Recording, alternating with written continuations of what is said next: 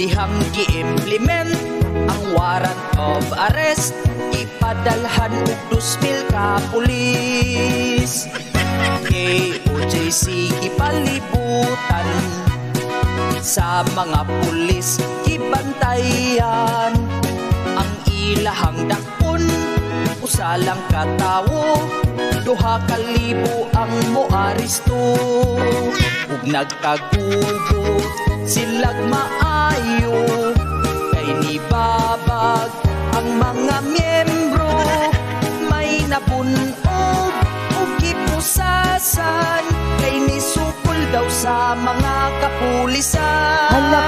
Ilang gisulod ang KOJC, apan si pastor wa gyud makit-i. Mga pulis nagsigig pangukoy, kay na-detect daw ang heartbeat ni Kibuloy.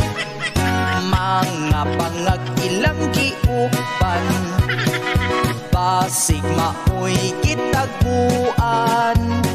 Sa pila ka adlaw gisusigitan-aw, wa gyud si Kibuloy ni patimaw.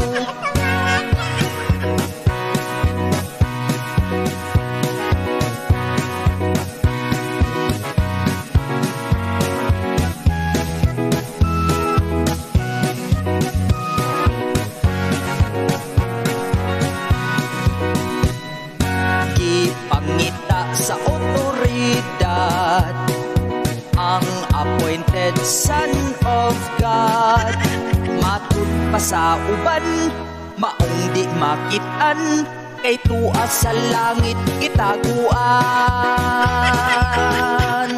Si Kibuloy.